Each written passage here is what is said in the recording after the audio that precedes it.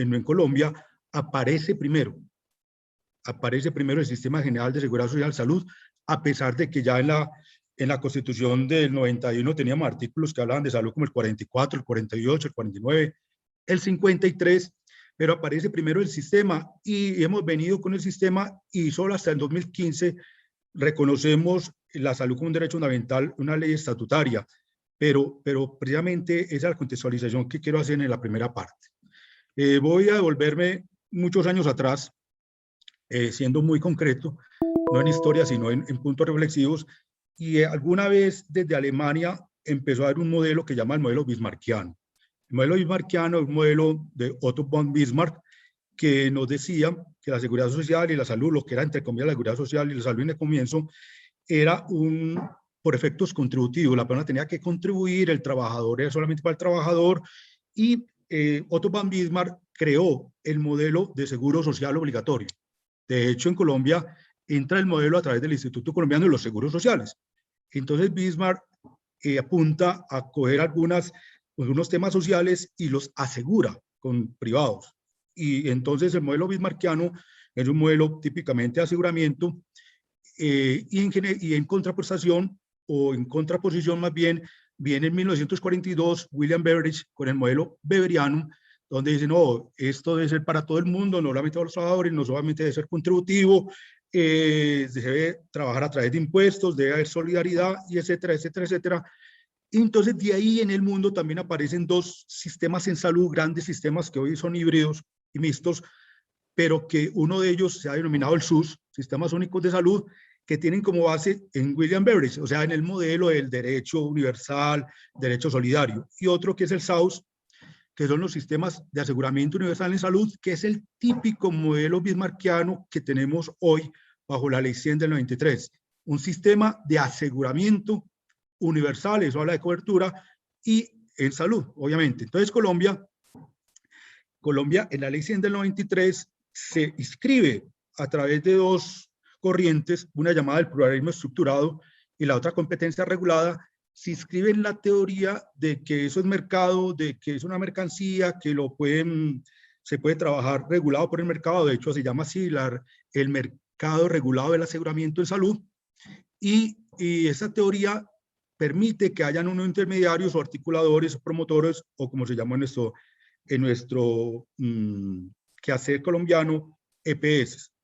Eso entonces llevó a que unas intermediadoras que en el comienzo deberían ser intermediadoras promotoras se conviertan luego en administradoras, y hoy, tanto en el proyecto como en otras reformas, inclusive la que entró en el septiembre el año pasado, en el año pasado había un artículo que decía específicamente que iban a ser aseguradoras, ni siquiera ya administradoras. Entonces viene toda esa teoría, y eso es para contarles que nuestro sistema está basado, repito, en el modelo bismarckiano de aseguramiento, donde hay terceros privados bajo un esquema de regulación. Una regulación que en Colombia ha tenido, obviamente, ha sido cooptada, en nuestro parecer, por las mismas entidades privadas. Eso me lleva entonces a contarles el segundo punto de las reformas que han habido. Entonces viene la Ley 100 del 93 y crea el Sistema General de Seguridad Social en Salud, con un decreto madre, que fue el 806 del 98, del cual todavía existe alguna normativa vigente, y más tarde aparecen muchos decretos, múltiples decretos, pero viene un punto inflexivo que es la Ley 1122 de 2007, que reforma el Sistema General de Seguridad Social, pero mantiene, en nuestro parecer, la misma técnica, la misma teoría, el mismo modelo de aseguramiento y quizás, como algunos creemos, de negocio y ánimo de lucro en salud. Luego aparece otra reforma que personalmente yo la demandé en una acción de constitucionalidad, la Ley 1438 de 2011, que en nuestro parecer, y por eso la demandamos, no cumplía, mejor dicho, cumplía con el objetivo de fortalecer el sistema en esa connotación, en esa proyección que estamos diciendo, en ese ánimo de lucro, y también creíamos que debía ser una ley estatutaria, porque en esa época ya entendíamos que la salud era un derecho fundamental, y sabíamos también que se debía reglamentar a través de una ley estatutaria. Sigue corriendo el tiempo y sale otra reforma que logramos también con movimientos en todo el país, de que no pasara, en donde se hablaba de las EPS como gestoras, y también entendíamos que continuaba el mismo modelo de aseguramiento y de privatización de la salud. Luego aparece, en el año pasado, aparece el proyecto 010, que aquí quiero contarles a todos los participantes y darles un cordial saludo de nuevo, es que ese proyecto 010 es muy diferente del año pasado al que tenemos hoy. De hecho, una de las grandes críticas que hemos hecho al trámite legislativo es que prácticamente no sabemos en qué va, todos los días cambia. Entonces les voy a hablar, o les vamos a hablar de la Gaceta 335 del 27 de abril, que es la última que tenemos, pero una de las grandes críticas al proceso legislativo es precisamente que se han hecho muchos cambios internamente, han habido muchas proposiciones sin debate público como sí se hizo por lo menos el año pasado. Entonces el año pasado el proyecto 010 logramos estoy hablando de más o menos 176 entidades de todo tipo, muy relacionadas con salud, pero también personas naturales que estuvimos ahí, y se logra, entre comillas, archivar, y pensamos que ahí va a quedar el proyecto. Pero el proyecto extrañamente se revive, y antes de entrar al proyecto quiero terminar la parte de reformas y de puntos claves, y en algún momento del mundo colombiano aparece una sentencia, que es una sentencia hito en salud, que es la 760-2008, la cual nos reitera que la salud es un derecho fundamental, le da órdenes al Ejecutivo, ordena la unificación del plan, en el tiempo que ya el POS, el Plan Obligatorio de Salud, y determina unos mojones jurídicos, sociales, políticos, económicos de lo que es el derecho. Eso lo va a utilizar luego para algunas críticas de lo que es el proyecto nuevo. Viene en el 2009 un estado de emergencia social en salud, que también la Corte declaró inconstitucional, pero hubo 1.200 coadyuvancias en promedio en el país, diciéndole a la Corte, y le dijimos a la Corte y en todas las partes, que ese decreto de emergencia social todavía más afianzaba el modelo de aseguramiento, el modelo de ánimo de lucro. De hecho, uno leía los decretos de emergencia social en salud del 2009 y en ninguna parte hablaba del derecho, siempre hablaba del aseguramiento, siempre hablaba del ánimo de lucro, siempre hablaba de financiamiento.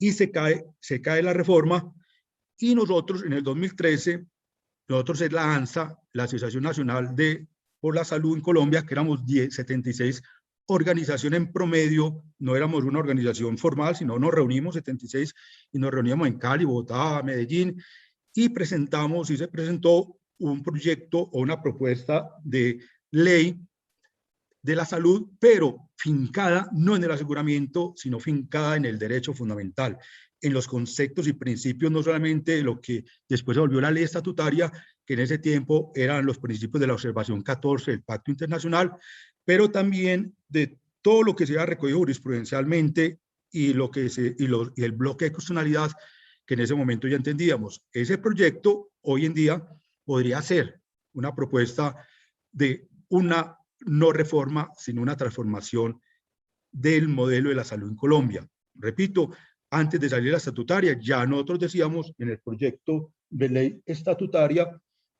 decíamos precisamente que ese proyecto está basado en el concepto de derecho fundamental a la salud. Casualmente aquí tengo el proyecto.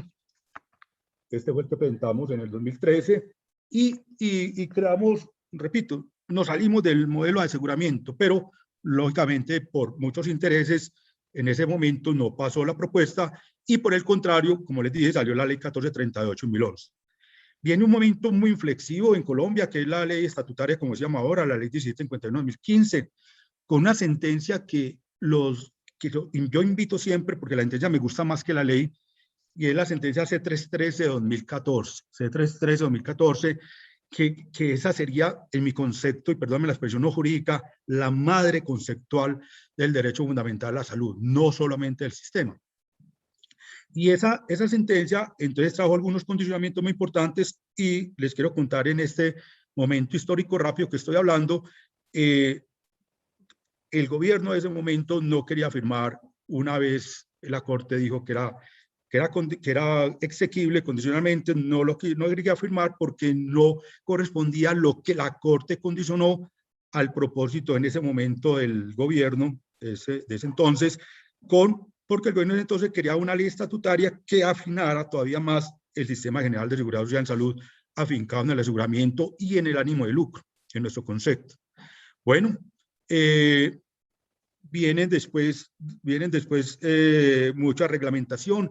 Y en esa reglamentación, antes de llegar al proyecto, hemos visto con mucha extrañeza y preocupación cómo muchos los decretos, de las resoluciones, de las normas emitidas por el ministerio en sus momentos, comienzan casi siempre diciendo, como este mismo proyecto 010-2020 comienza diciendo que con base, con fundamento en la ley estatutaria y en el derecho fundamental a la salud, pero hemos visto con precaución, con mucha extrañeza, que cuando entra la parte resolutiva de las resoluciones o los decretos, entonces se refiere ya al sistema. Es como si aprovecháramos las resoluciones y las normativas para regular la ley 100 del 93 y el sistema, y dejar de lado el derecho fundamental a la salud. Yo tengo aquí una metáfora que la voy a decir muy cortico, y es, yo no sabía, después con el tiempo que supe, que donde hay pinos, si uno siembra una flor o siembra una mata debajo de los pinos,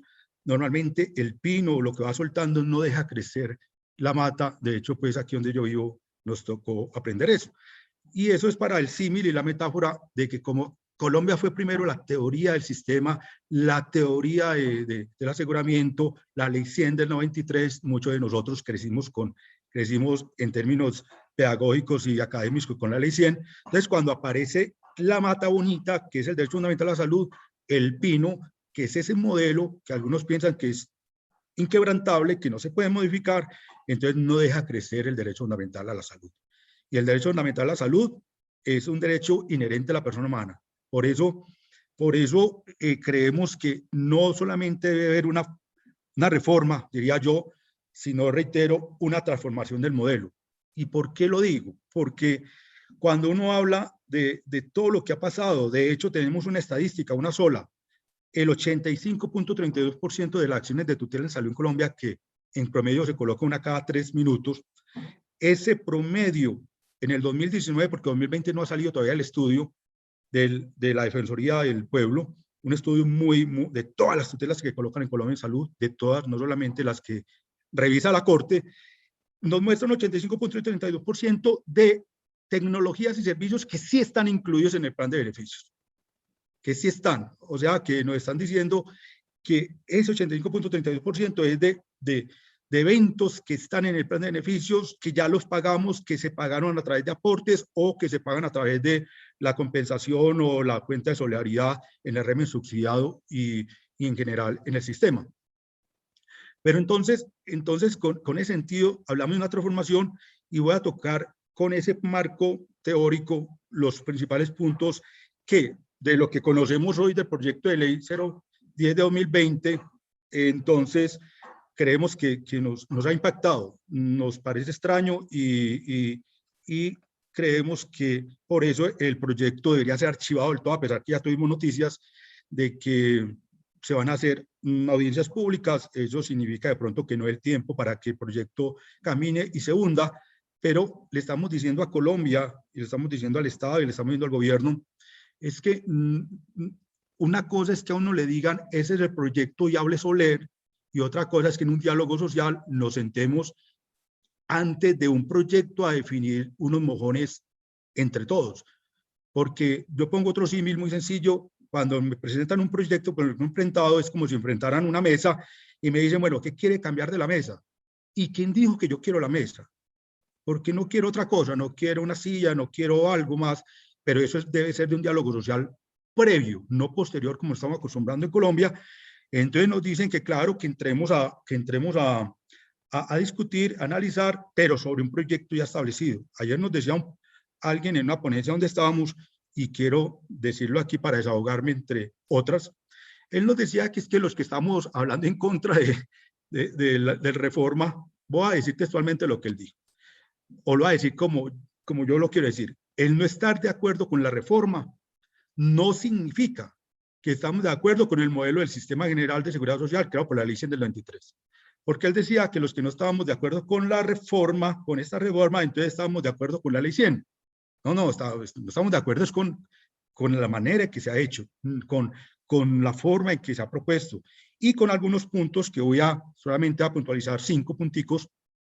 Ya hacía el proyecto en esta parte tercera del conversatorio mío, y es, creemos que algunos artículos, como el 78, por ejemplo, del proyecto, repito, el que conocemos, el último, se tiende a privatizar más los recursos con destinación específica. Sabemos que los recursos del sistema de seguridad social en salud, los recursos como tal, son dineros públicos con destinación específica y son para fiscales.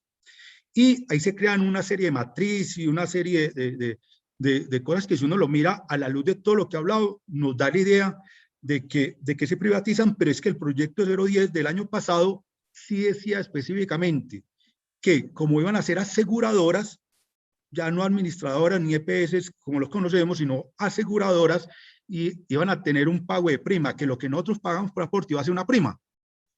Ya en este nuevo lo cambiaron, pero lo que estoy tratando de recalcar es como la línea, esa línea conceptual que se ha venido en las diferentes reformas desde la ley 100 del 93.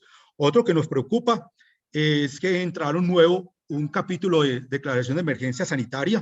Ustedes saben que en Colombia a la pandemia pudimos enfrentar la pandemia desde el punto de vista jurídico, social, económico, y cultural y de todo tipo a través de dos mecanismos. Un mecanismo que fue la emergencia sanitaria, que comienza con la resolución 385, que está basado en normas como la ley 979, la 1438 y otras, y otro mecanismo que se utilizó, que varios países lo utilizaron, fueron los decretos de estado de excepción, ya con base en el artículo 215 de la Constitución y con base en la ley 137 del 94, que es la ley estatutaria de los estados de emergencia. Todavía estamos en estado de emergencia sanitaria hasta el 31 de mayo y hasta el 1 de junio en todo lo que es esta parte del aislamiento inteligente y selectivo. Lo que quiero decir ahí es que entró extrañamente este capítulo, y uno lee el capítulo y de pronto no, en la lectura del texto y en general en la lectura del texto completo, uno diría, es que ahí no dice eso.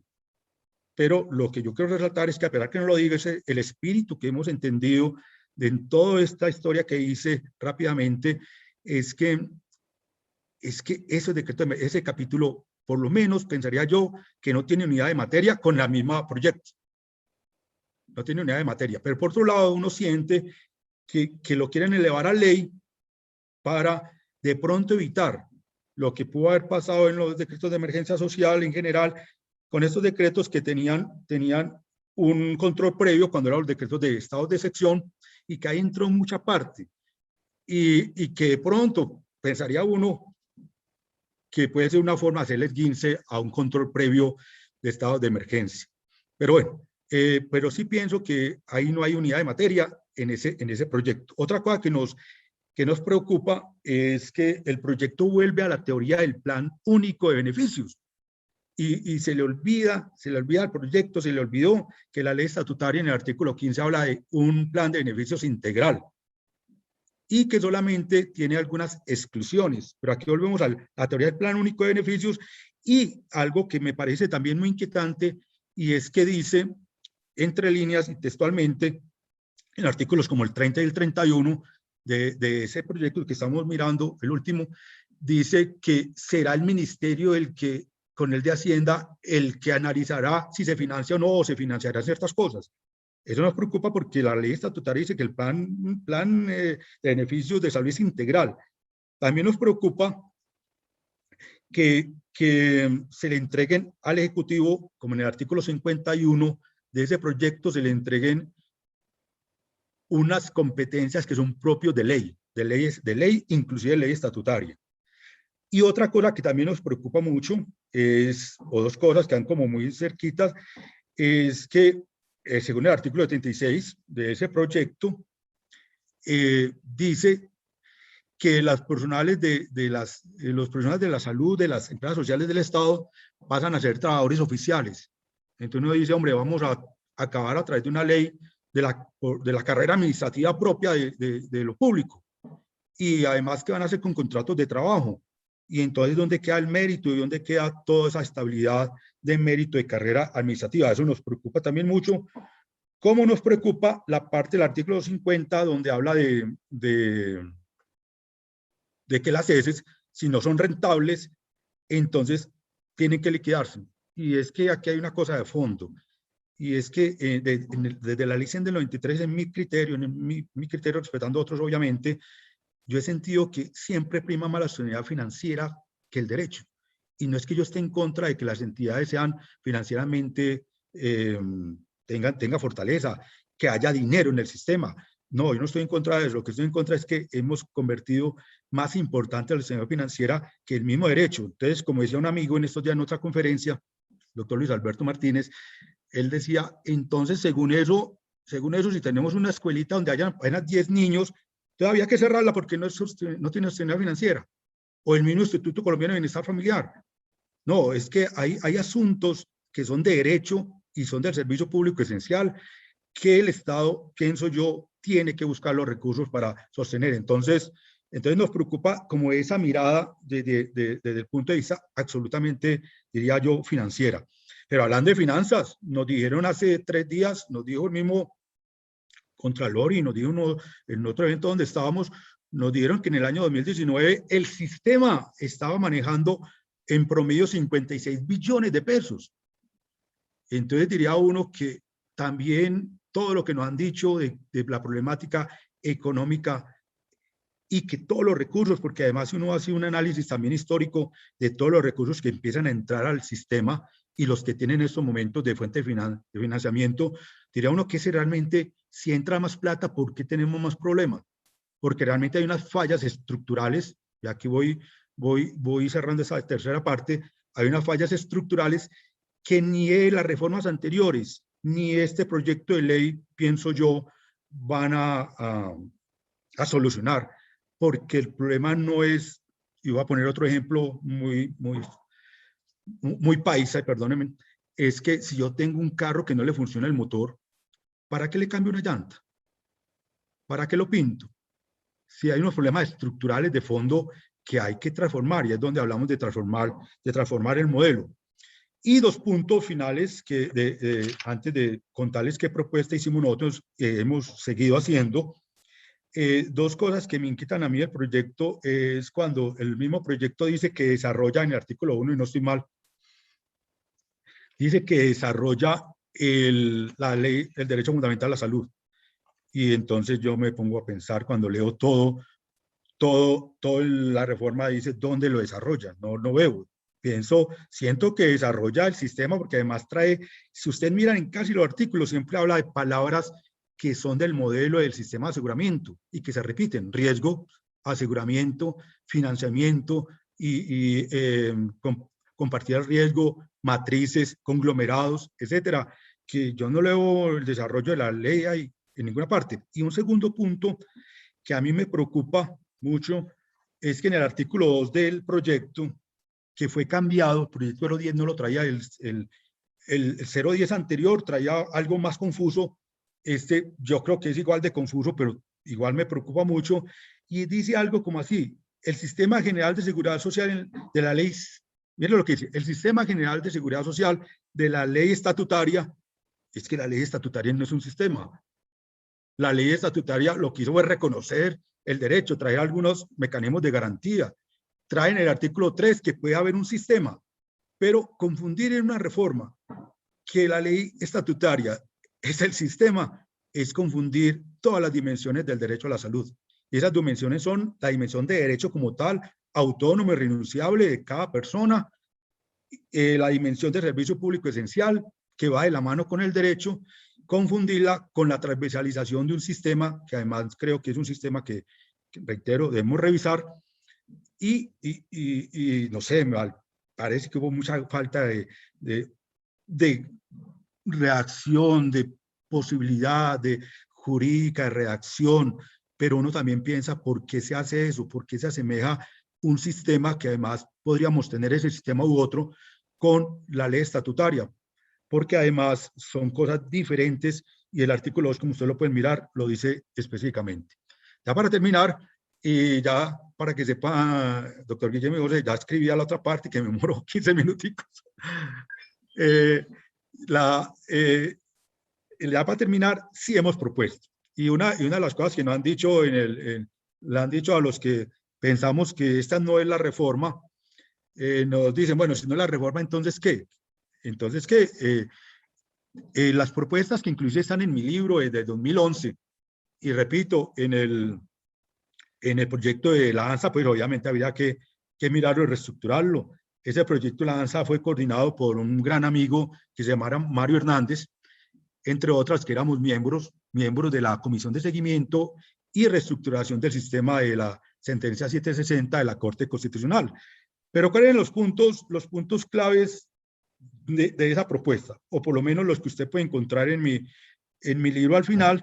Y yo digo y decía, y estamos construyendo otro proyecto de transformación, repito, primero que es una transformación del modelo, no del sistema.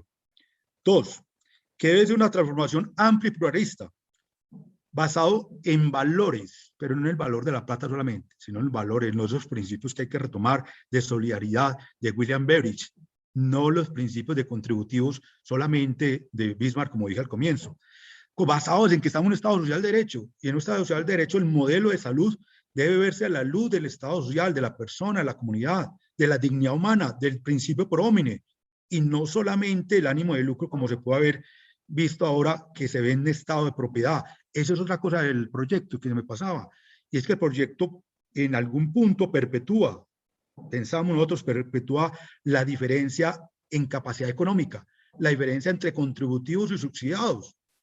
De hecho, también dice, y me pareció muy extraño el proyecto, que diga que el proyecto pretende unificar. Hombre, si ya nos digo la 760 del 2008 que unificamos, y la estatutaria nos dice que es un plan de salud integral, entonces, ¿qué vamos a unificar?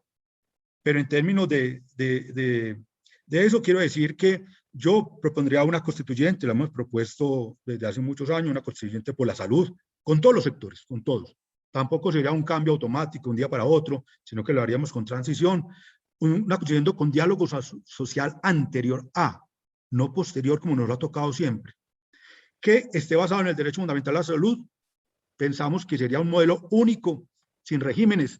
Es más, hoy podemos hablar sin regímenes, no solamente porque es un derecho fundamental, sino porque en teoría tenemos unificación, excepto en la UPC, de régimen contributivo y subsidiado, que con un plan de beneficios mantener la fortaleza que sí he visto yo, una gran fortaleza, no iría solamente el sistema y no el modelo que hemos tenido, que es la solidaridad, los modelos de solidaridad económica y todas las fuentes de financiación me parecen que se deberían mantener sin intermediarios.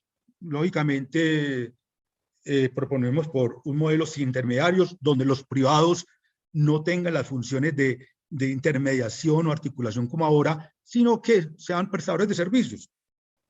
Y que tengamos, entre otras cosas, son muchas, pero entre otras cosas, que tengamos una supersalud descentralizada, una supersalud que no dependa del ministerio como depende hoy, por ejemplo.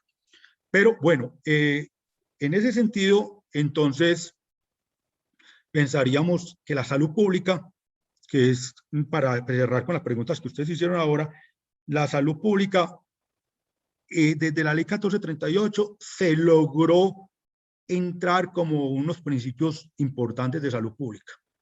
Una de las reformas que iba a haber, que se logró que no pasara, quería específicamente eliminar los artículos de la ley 1438 de salud pública. Y no entendíamos cómo un país desconociera, iba a desconocer, además quitándole la vigencia o eliminando el concepto de salud pública y el concepto de atención primaria en salud renovada. Eso no lo entendíamos, se logró que no pasara finalmente.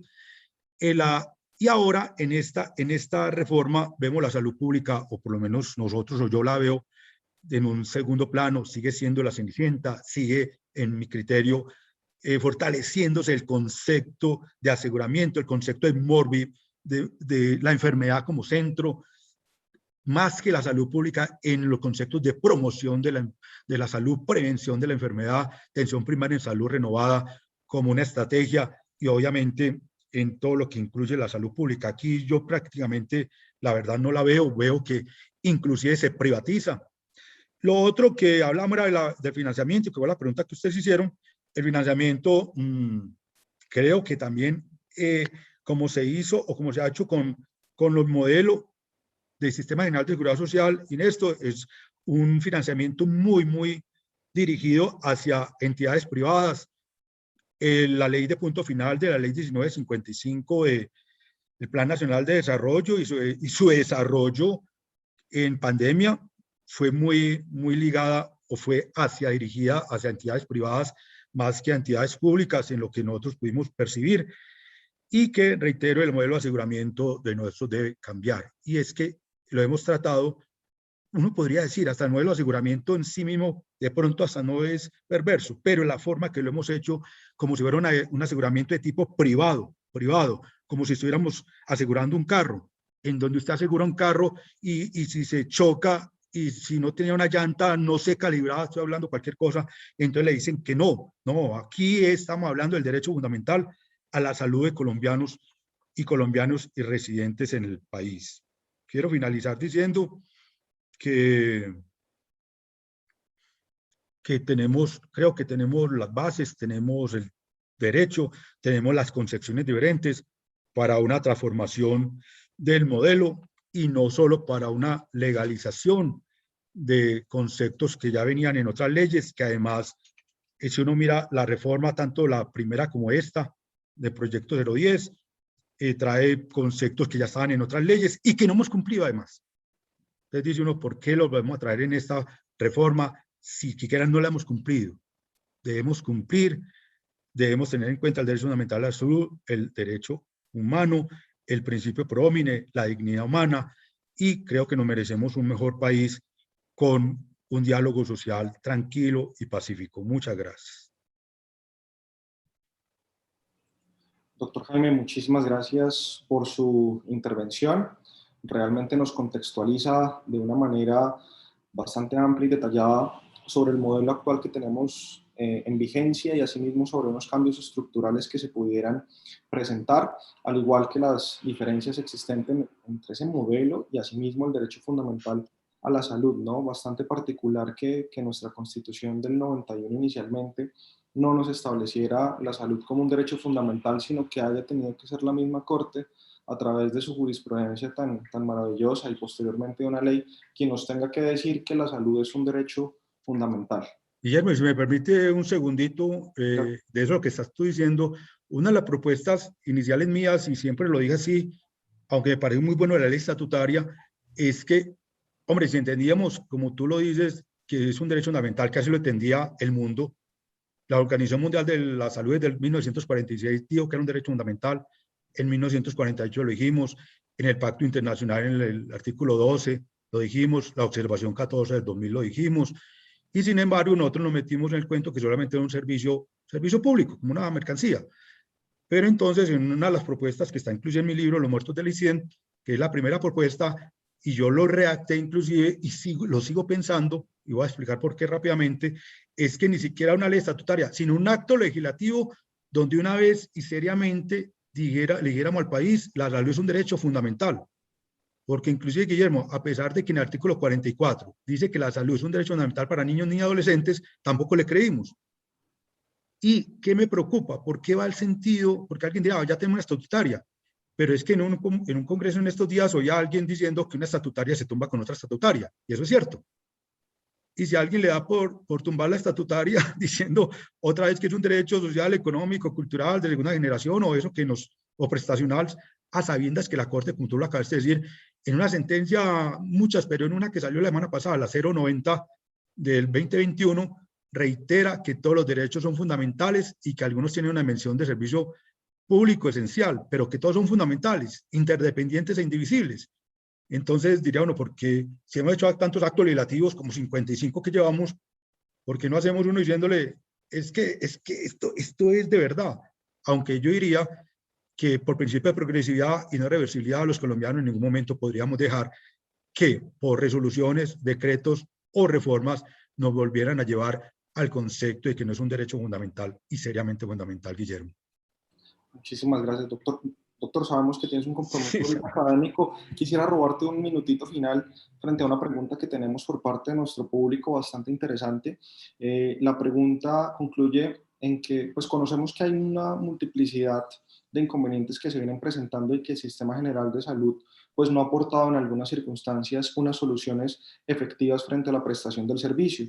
La pregunta concreta es, ¿cuál sería la mejor forma para evitar que se sigan presentando incontables carteles de la salud como el cartel del VIH, de la hemofilia, y que la gerencia no se vea afectada por campañas y partidos políticos? Es una pregunta muy compleja, la hemos pensado mucho, hemos hecho muchas cosas, propuestas, hemos hecho denuncias, Supersalud, denuncia internacional, hemos hecho tutelas, derechos de petición, de todo. Hemos estado en espacios de tratar de convencer y reiteraba yo, y para quien hace la pregunta, yo soy abogado, pero si a mí me preguntaran, hombre, necesitamos una reforma normativa, yo diría, de pronto de transformación sí, pero más que normativa, es volver a los valores, Guillermo y participantes, a los principios. Tenemos las leyes de hecho que nos dicen que se debe hacer en un acceso oportuno, que debe hacer inmediatez, con calidad, yo que estoy pues, ahora en la Mesa de Salud del Oriente y en la de Antioquia como colaborador, todos los días nos llegan cosas absolutamente extrañas, que uno dice, ¿por qué tenemos que rogar y tutelar y peticionar un derecho que es fundamental y que tiene aplicación inmediata? Pero es porque, claro, hay una fuerza muy importante de intereses, diría yo, económicos, que no han hecho que el derecho fundamental se dé en ese sentido. Entonces, diría yo, no más como borrador, porque yo no sería capaz hoy de decirlo solo, sino con una constituyente o una propuesta amplia de todo el país que hay que transformar, transformando el modelo basado en pluralismo de estructura de competencia regulada y basado en la teoría de que el mercado regula la salud y que esto es una mercancía, como nos dijeron en el 50 y en el 91, y que si tú ves, Guillermo, y los participantes, nomás de pronto lo pueden ver, el artículo 48 del 49 de la Constitución no empiezan diciendo que es un derecho, sino que es un servicio público. En la teoría de ese tiempo, si no invertimos eso, va a ser muy complicado y se nos seguirá, como decimos nosotros, muriendo la gente por barreras de acceso, por barreras de información.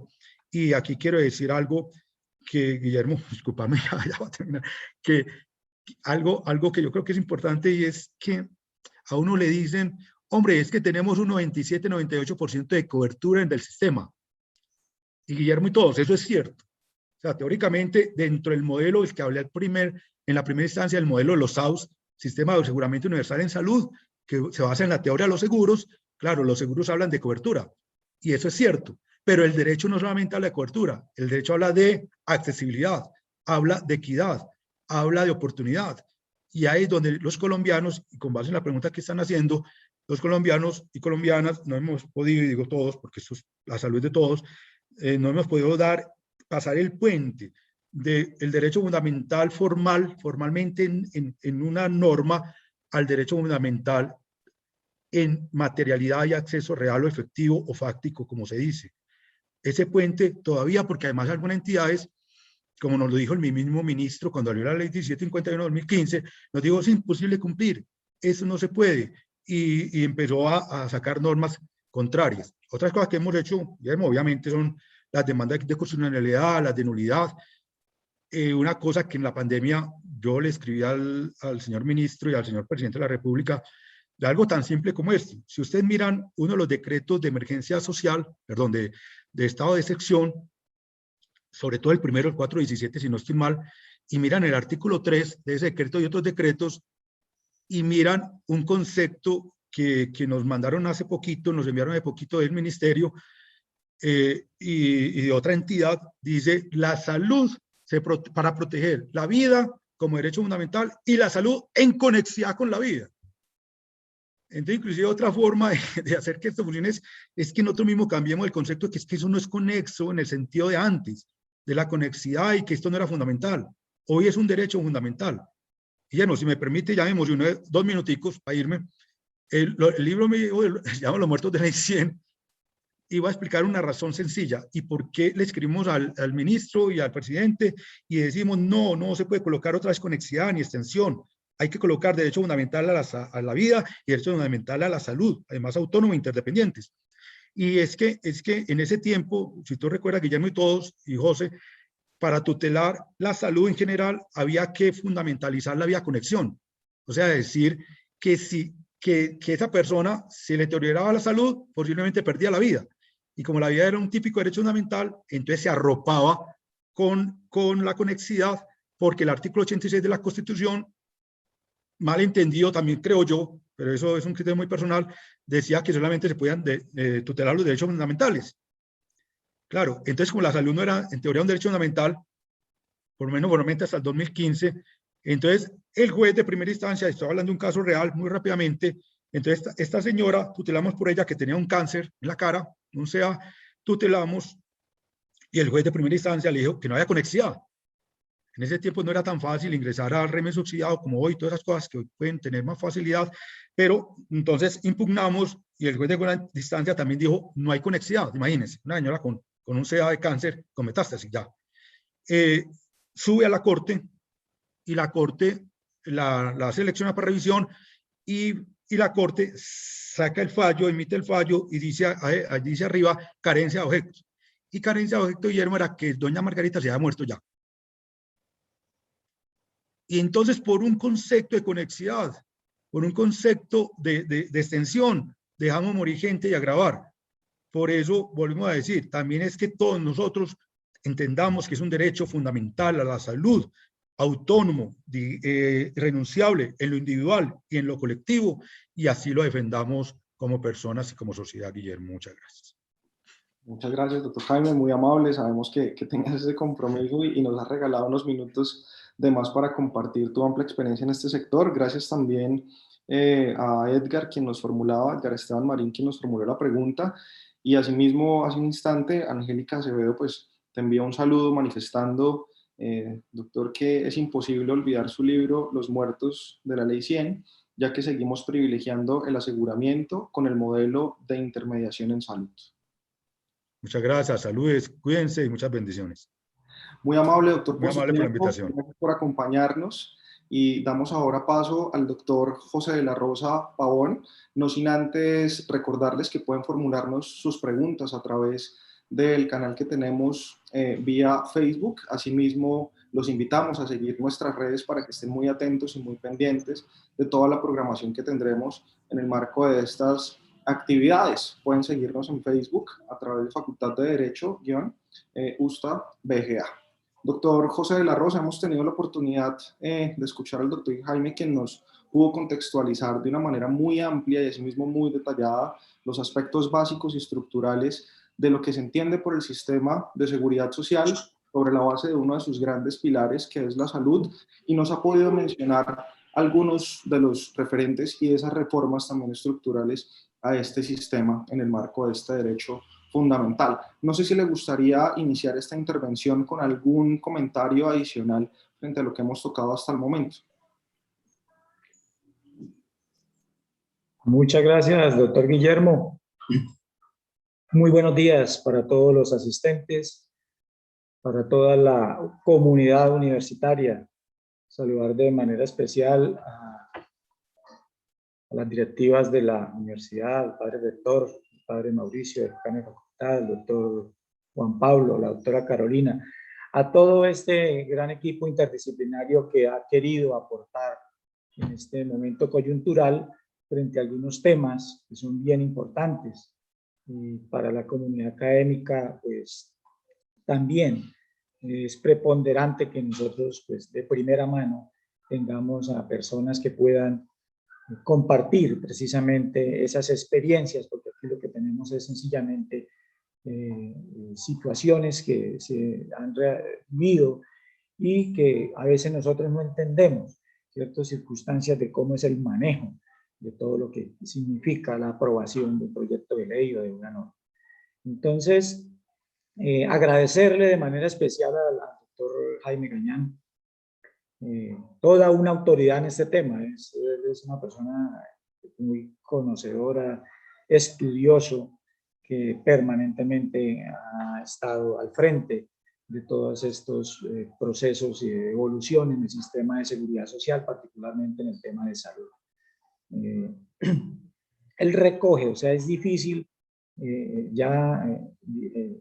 entrar de pronto a detallar esa experiencia del profesor Jaime, y él recoge en su libro toda una lucha permanente que ha dado sobre el reconocimiento de la salud como derecho fundamental. Este es uno de los abanderados precisamente en la academia, en todos los espacios y a nivel internacional. Siempre ha puesto de presente precisamente esa prioridad de la transformación del modelo, ¿cierto?, de aseguramiento y llevarlo al reconocimiento como derecho fundamental. En su libro, Los muertos de la Ley 100, esa es una obra interesante que precisamente recoge todo ese desarrollo, toda esa línea jurisprudencial que se ha venido dando y todo ese esfuerzo también que han hecho los académicos en llevar el sistema de seguridad social y particularmente el modelo de salud a que sea reconocido como derecho fundamental y sacarlo un poco de la parte mercantilista del modelo de aseguramiento. Pero eso es lo que tenemos. Entonces, sencillamente, esta invitación que se hace pues a la comunidad académica y a todos estos amigos que nos están acompañando a través de las redes es para que nosotros pongamos de presente situaciones como la que estamos viviendo hoy, ¿sí? Entonces hablamos de una reforma al sistema de salud, pero como lo decía el profesor Jaime, venimos después de Ley 100, ¿cierto? Es más, antes de Ley 100, con la Ley 10 de 1990, ya se hablaba de la reorganización del Sistema Nacional de Salud, porque antes de 1990 o antes de esta Ley 10, las instituciones de salud eran en el país instituciones creadas por naturaleza, por iniciativa privada y generalmente administradas por las comunidades, pero con recursos públicos. Entonces, la Ley 10 trata de organizar de alguna manera. También va enmarcando el tema del reconocimiento de los derechos de los trabajadores. Posteriormente viene la Constitución del 91 con los antecedentes que llevaron a esta reforma. Entonces, cuando se habla de reformas constitucionales, ¿sí?, ahí viene el juego de todo un gran número de intereses.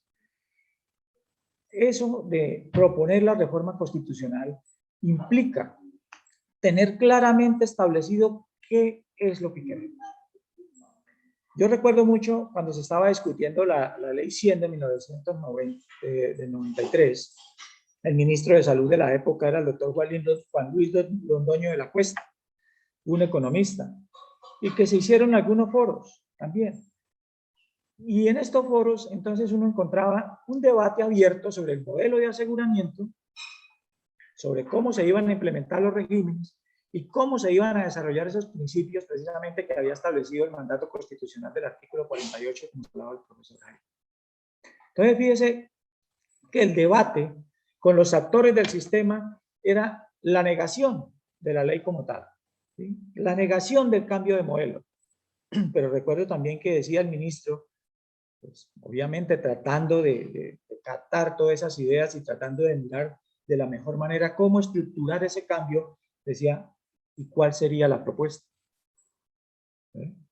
Entonces, en estos momentos coyunturales, aprovechando la primavera de la juventud, ¿cierto?, que entre otras cosas hay que reconocer precisamente esa movilización y lo que ha significado en lo que tiene que ver con la reforma tributaria y lo que, pues, todas las reivindicaciones que se están solicitando, que de alguna manera son necesarias y que se escuche precisamente a los administrados.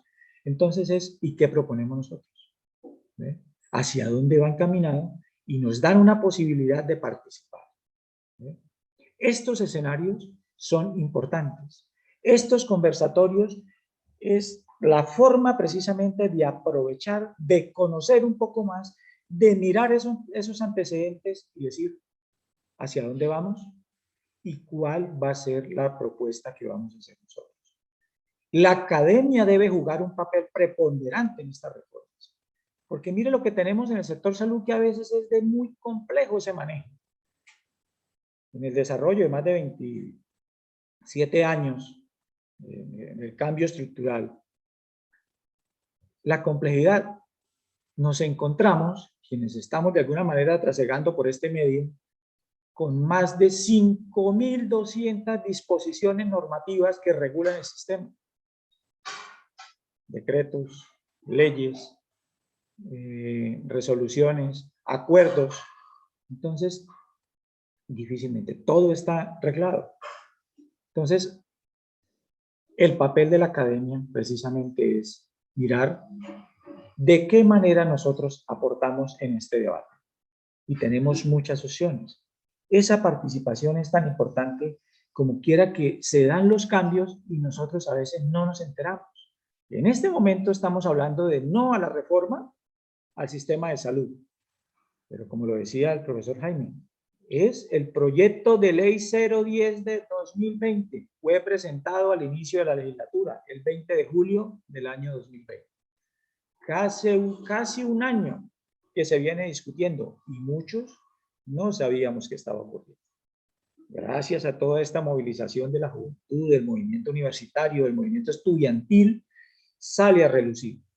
Entonces tenemos que mirar precisamente cuál es ese enfoque y al final hacia dónde queremos que sea lo mejor, como lo decía el profe. O queremos una transformación del modelo o una reforma, o tratar de ajustar lo que tenemos dentro de las 4 reformas que se han planteado después de Ley 100. En el 2007 estuvo la Ley 1122, en el 2011 estuvo la Ley 1438, en el 2015 la reforma estructural que elevó la salud a derecho fundamental, a derecho autónomo, con la Ley 1751. Y tenemos cursando este proyecto de ley. ¿Qué ocurre cuando se presenta un proyecto de ley? Debemos mirar muy bien, regresarnos un poco, allá cuando hablábamos en introducción al derecho para la comunidad universitaria, cómo se construye una ley, cuántos debates se dan, cómo se hace para su aprobación y al final su promulgación, ¿sí? Y el principio de publicidad y todo lo que tiene que ver con esa publicación en la Gaceta Oficial. Entonces, detrás de una reforma, detrás de una ley, existen unos antecedentes sociológicos que motivan a que las circunstancias permitan justificar los cambios. Algo le está haciendo falta a la estructura del modelo que tenemos hoy para proponer un cambio. En esa exposición de motivos, ¿sí?, también hay unos intereses. Hay unos técnicos que están trabajando y están mirando y buscando la forma de hacer ese trabajo que se llama, que a veces nosotros no vemos, que llaman el lobby o el cabildeo, que es el juego de los intereses para obtener que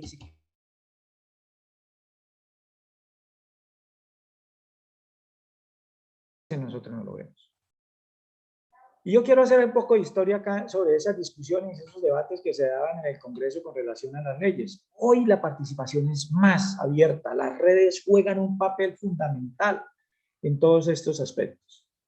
Y recuerdo mucho, que eso es haciendo un poco de historia, de la historia política del país, recuerdo mucho que en los temas de hacienda pública, en los temas de presupuesto, por ejemplo, esa ley que estaba tramitando, que el gobierno la retiró, que además que era iniciativa del Ejecutivo, el gobierno la retiró, había un senador, recuerdo el senador Víctor Renan Barco, que era por allá de Caldas, ¿sí?, municipio de Flandes, creo que era. Y ese era una autoridad en ese tema. Entonces, todo el mundo esperaba el pronunciamiento sobre el proyecto de Víctor Renan Barco. Sobre temas de hidrocarburos, sobre temas de infraestructura de combustible, energética y demás, otro senador que era, entre otras cosas, santanderiano, el senador Hugo Serrano Gómez. Toda una autoridad en esos temas, y lo que él dijera, entonces, eso era lo que había que seguir, porque estudiaba profundamente y a su alrededor tenía todo un equipo también que apoyaba dentro de su unidad legislativa. Pero al final resultaba algo. En los temas también, por ejemplo, de seguridad social, en el tema, particularmente en el tema pensional, había un senador también, el senador Alfonso Angarita Baracaldo, toda una autoridad, muchos años. De estos senadores que yo estoy hablando casi duraron la mayoría 40 años. representando los intereses de toda una comunidad aquí en el Congreso. Son elegidos. Nosotros le damos ese voto de confianza y es para eso. ¿Sí? Y lo que se dijera en materia pensional era precisamente lo que aportara al final el doctor Alfonso Angarita Baracá. Y otro senador muy elocuente, Roberto Gerlain, costeño. Él sí todavía vive. 50 años creo que fue senador, estuvo en el Congreso. Es también toda una autoridad, elocuente orador, ¿sí? Y acuñó algunas frases. Recuerdo mucho que se decían, decía Gerlain, cuando Gerlain habla, el Congreso calla.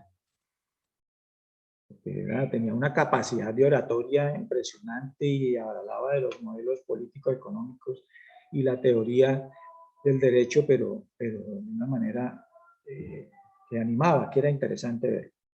También recuerdo mucho en la segunda reforma constitucional de reelección de presidencia, hubo una frase que también marcó, que dijo, salga bien o salga mal, eso va a salir mal. Y era como el rompimiento del equilibrio de poderes frente a la reelección presidencial. Entonces, todos esperábamos era que, ¿qué decían esas autoridades en materia legislativa? Y ahí paraba la discusión. Hoy nos permiten a nosotros participar. ¿Qué tenemos en el proyecto de ley 010? Que entre otras cosas no es que lo hayan retirado, es que por cuestión de tiempos no da. ¿Por qué? Porque en el debate la comisión dice, primero, hubo 300 proposiciones al articulado. Entonces, habrán que discutir 300 proposiciones que cada uno de los congresistas hace, pues en razón a lo que considere que debe modificarse. Y también teniendo en cuenta precisamente todas las movilizaciones, el Congreso dice, no le vamos a seguir dando trámite ya casi un año, sino vamos a abrir los foros de participación. Entonces van a ser unos eventos públicos en los cuales van a estar, particularmente las universidades participan allí, qué bueno fuera que se pudiese liderar en este espacio. Bueno, ahorita es mucho más fácil por la virtualidad, pero que pudiéramos participar nosotros y pudiéramos establecer precisamente algunas propuestas. Entonces, esos foros de participación, esos foros abiertos de participación es para que se discuta precisamente el temario y se van recogiendo y se van sacando algunas conclusiones para mirar todo ese esquema que se tiene dentro de este proyecto de reforma. Entonces, esa participación, esos foros abiertos juegan un papel preponderante, pero ahí, comunidad universitaria, ahí es donde debemos nosotros estar precisamente aportando, ¿cierto? Pero para aportar, bien lo decía el profesor, tenemos que de alguna manera contextualizar ese escenario. Entonces, alrededor de estas personas que están discutiendo estos temas, pues hay todo un equipo interdisciplinario moviéndose para mirar cómo queda estructurado o cómo queda la mejor manera la aprobación de esta ley. Hay que tener en cuenta varios aspectos en este proyecto de reforma de la ley o del sistema de salud, pues. El presupuesto nacional, los recursos que maneja la nación en el tema de salud, debemos conocerlos. El presupuesto de la nación está en 313.9 billones de pesos. 313.9 billones de pesos, de los cuales el 30.9 billones es para salud. Esa es la inversión que se debe hacer en el sistema. Para una población objeto, ¿qué población tenemos nosotros en el país? Cuenta el DANE, hay que creer. ¿Sí? 50.374.000 aproximadamente de habitantes, que se distribuyen en los dos regímenes, ¿cierto? Que tenemos ahora, hablamos de cómo está distribuido ese esquema o ese modelo de aseguramiento que hablaba el doctor Jaime. Entonces, fíjese que existen los recursos. Es un debate amplio que se ha dado a través del manejo del modelo que tenemos, porque si el presupuesto nacional tenemos 30.9 billones de pesos, ¿por qué no se garantiza la accesibilidad y la prestación adecuada de los servicios a toda la población? Algo en el sistema está fallando.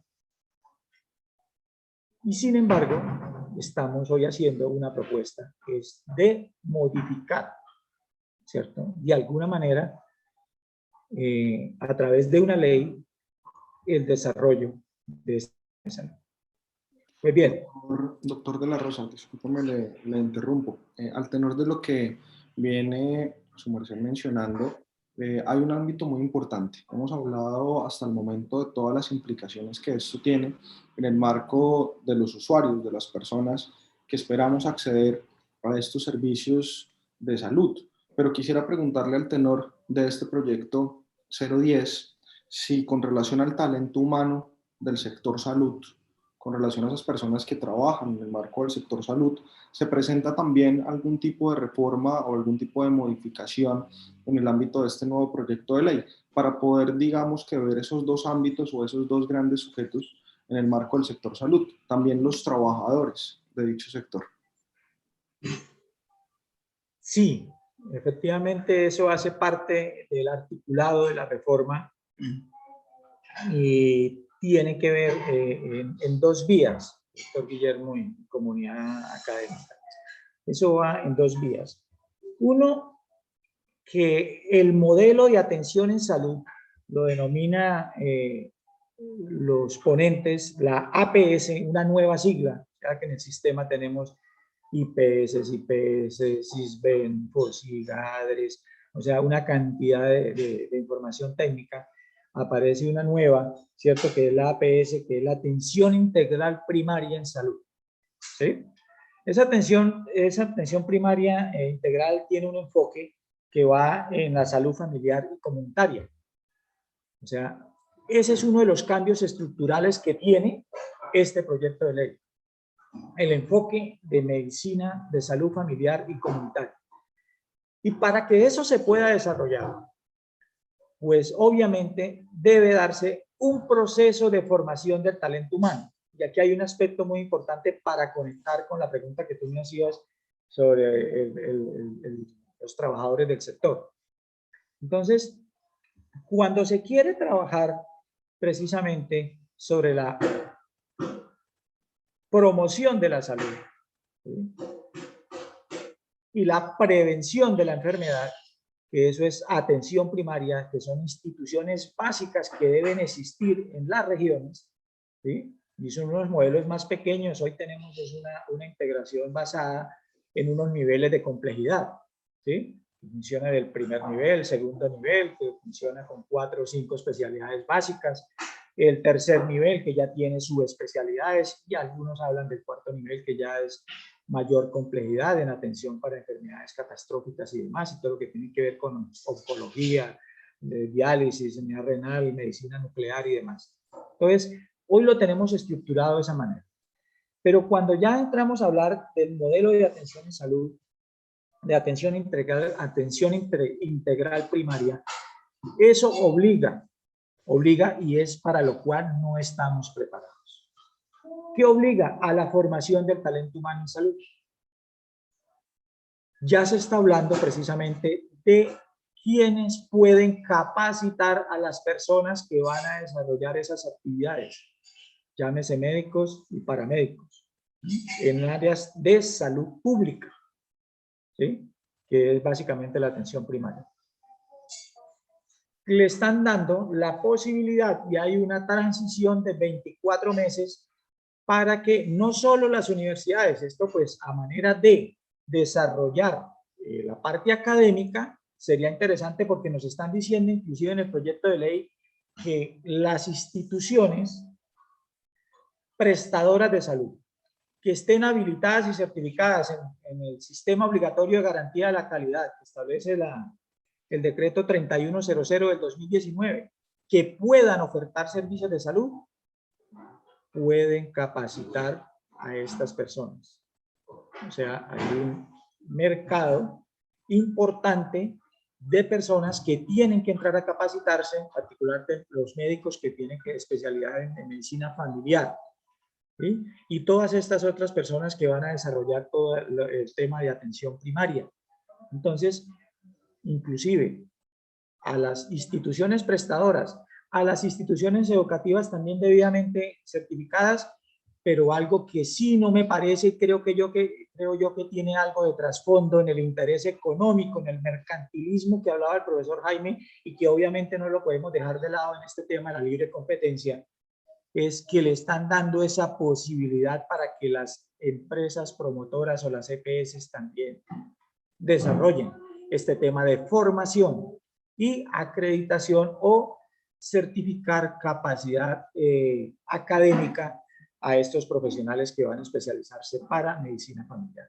Entonces, ese enfoque abre unos escenarios y mira también una posibilidad de inversión del recurso del sistema para que se vayan capacitando y se vayan formando estos profesionales y puedan entonces en un periodo, dice que de 2 años, empezar a implementarse este modelo de atención integral primaria.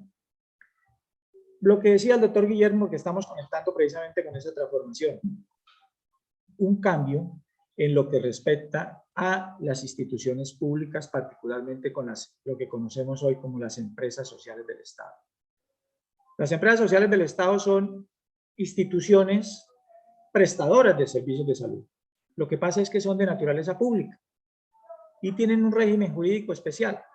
Son instituciones prestadoras de servicios de salud que tienen autonomía administrativa, autonomía financiera, patrimonio propio, personería jurídica y son catalogadas una categoría especial de institución pública. Y sus trabajadores, pues desde la Ley 10 de 1990, cuando se transformó el Sistema Nacional de Salud, dicen, ustedes son trabajadores del sector servidores públicos, que se dividen en empleados públicos y trabajadores oficiales. Aquí, en la propuesta del sistema, de la reforma al sistema de salud, nos habla particularmente de un régimen del talento humano del sector salud. Y se crea, esto para que los estudiosos del derecho administrativo laboral, eso sí que es bien interesante este tema para que todos aquellos que ejercen o desarrollan actividades en el sector público, nace una nueva categoría de trabajadores y se denominan trabajadores del Estado del sector salud. Estos trabajadores del Estado del sector salud, esto me recuerda cuando hubo la reforma al Instituto Colombiano de Seguro Social y se crearon los trabajadores de la Seguridad Social. Entonces era un grupo de trabajadores que pertenecían al Instituto de Seguro Social y eran catalogados como trabajadores con un régimen jurídico especial. Aquí nos están dando esta nueva nomenclatura a los trabajadores de la red hospitalaria, le están diciendo trabajadores del Estado del sector salud, regulados por la Ley 909 del 2004. ¿Sí? Pero la preocupación del profesor Jaime es una preocupación válida, casi que con un desconocimiento en todo lo que tiene que ver con el sistema de carrera administrativa. ¿Por qué? Porque ya entonces el proceso de vinculación, de concurso de méritos y demás quedaría como de lado. Porque está diciendo, aquellos de manejo y confianza pues serán aquí de libre nombramiento y remoción y los demás mediante contrato de trabajo, digamos no trabajadores oficiales porque como tienen una nomenclatura de trabajadores del Estado sector salud, pues su desarrollo se da allí, pero sin embargo se vincularán mediante contrato de trabajo. Entonces todo este tema de la carrera administrativa, el proceso de la meritocracia en la selección, el proceso de las evaluaciones, lo que tiene que ver con la función pública, para efectos de los ascensos, de todos los beneficios en bienestar, pues no queda claro cómo sería esa reglamentación. Entonces, ahí queda un punto importante para el análisis y mirar a ver entonces de qué manera se iría a reglamentar ese tema del régimen del talento humano para los trabajadores del sector salud. Algo que también tenemos que mirar es que como se habla de un momento especial en el modelo de atención para efectos de de la salud pública o de temas pandemia, que de pronto de manera eventual, a la cual no estábamos preparados, pero que se cree que por este proyecto se podría entonces establecer un modelo de atención primaria para mitigar todas estas circunstancias. También se habla de algún incentivo para estas personas que tengan que elaborar atendiendo estas contingencias coyunturales relacionadas con el tema pandemia. Doctor, una consulta adicional. Aquí hemos vislumbrado una serie de inconvenientes que se presentan en el marco del sector salud. Sí, hemos visto y hemos efectuado una crítica frente a diferentes problemáticas que se puedan presentar. En ese sentido, pues digamos que cabría la pregunta de cómo opera el control y la vigilancia y a cargo de quién se encuentra efectuado dicho control. ¿Quién va a verificar esos procesos que se deben desarrollar en el marco de este sistema de salud en nuestro país? ¿Cómo sería realmente la garantía frente a la protección de este derecho fundamental en el marco de este sistema de seguridad social? Muy bien, doctor Guillermo. A ver, no podemos nosotros desconocer la estructura normativa que tenemos en el Estado Social de Derecho. Y debemos remitirnos precisamente a la Constitución política. El artículo 48 constitucional, de manera puntual, pues nos habla sobre la regulación del sistema de seguridad social. El debate que se ha dado frente a que no se reconoce aquí constitucionalmente si es un derecho fundamental o no, pero que afortunadamente este año, en la sentencia, la 090 del 2021, precisamente nos habla de que todos los derechos, ¿sí?, que tengan que ver, que sean inherentes a la persona, son derechos fundamentales. Entonces, aquí en este artículo 48 nos habla, si bien es cierto que la seguridad social en materia de salud, particularmente el tema que nos convoca, se le permite también a los particulares participar de esta actividad, de este desarrollo, que esta es una función social del Estado. ¿Sí? El Estado, a través del tributo que recibe, le debe, ¿cierto?, compartir, ¿sí?, estos recursos y cumplir con esa función social: educación, salud, vivienda, saneamiento básico de acueductos. La salud, uno de ellos. Entonces, dice, los particulares podrán hacer parte del sistema. Y así los tenemos establecidos. Esto fue una copia por allá de un modelo chileno, cuando se estaba discutiendo la Constitución del 91, porque se hablaba de que los particulares era sinónimo de eficiencia, de calidad, de oportunidad, y que en cambio lo público era sinónimo de corrupción. Entonces se aprovecha el momento los particulares allí. La experiencia han sido otras. Yo creo que no sobraría colocar algunos ejemplos, como el caso de Salucot. ¿Sí? 5 millones de afiliados al sistema, compartiendo una UPC que equivale aproximadamente a 800.000 pesos de la época, y eso es el manejo de 3.000 billones de pesos mensuales, anuales. Y con eso pues ya conocimos entonces canchas de golf, canchas de equipo de fútbol, equipo de basquetbol, inversiones en Villa Valeria y inversiones en Costa Rica. Y la salud, ¿no se supone que no puede tener destinación diferente? Entonces ahí se va desnaturalizando precisamente ese sistema. Y los particulares pues van mostrando su interés económico.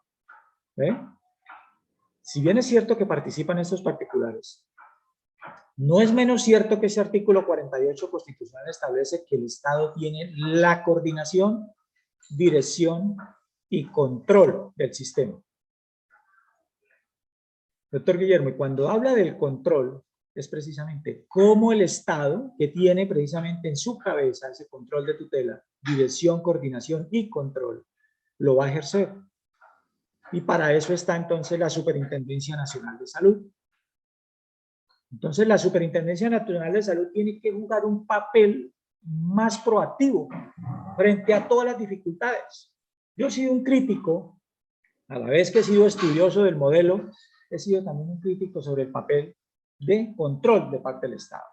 Y además que es uno de los elementos que uno tiene como estrategia de defensa en esos procesos de responsabilidad civil cuando se ven involucradas instituciones públicas. Es más, las privadas también, ¿sí? Porque el Estado no pierde el control. Hágalo a través de sus propios organismos. La ley 715 del 2001 establece las competencias, están plenamente definidas qué competencias tienen los entes territoriales del orden municipal, qué competencias tienen los entes territoriales del orden departamental y a nivel nacional. ¿Ve? Y esas competencias van es cómo controlo, cómo vigilo el sistema, cómo estoy atento, cumple o no cumple con el sistema obligatorio de garantía de la calidad, está habilitado el centro estético, está habilitada la IPS, el personal, los profesionales están inscritos en el registro especial de talento humano, en el RETUS. Todos son elementos probatorios que uno puede manejar en ese tipo de procesos. El control, la pregunta, la importancia de la Superintendencia Nacional. Hay una ley última, decían algunos, que fue la que le dio dientes a la superintendencia, la ley 1949 del 2019. Reformó la Superintendencia Nacional de Salud. Esa superintendencia debe cumplir con unos propósitos, ¿cierto? Ejercer el control sobre los actores del sistema. ¿Ves? Y críticos nosotros, ¿por qué? Porque, como les decía, hay cifras importantes, hay recursos. El sistema está garantizado en 30.9 billones. Hay algo que se denomina la UPC, la unidad de pago por capitación. Son los recursos que se le dan a los aseguradores, a las empresas promotoras por cada uno de los usuarios. Entonces hay una UPC subsidiada y a una UPC contributiva, que está alrededor entre los 938.000 y los 872.000. Haciendo un ejercicio matemático, hay una diferencia como de 66.000 pesos entre una y otra. Sin embargo, hoy nos dicen, y aquí la misma ley en esta reforma nos dice que se unifica el plan de beneficios. ¿Ve? Entonces, ¿dónde está la super? Si están los recursos garantizados, si cada uno de nosotros, o por cada uno de nosotros que estamos afiliados en el sistema, ¿sí? Dentro de del modelo de aseguramiento, están los recursos allí para la atención. ¿Sí? Que los manejan a través del ADRES, sí, y en unas subcuentas que tienen, pero están garantizados, ¿cierto? ¿Qué tenemos dentro del modelo?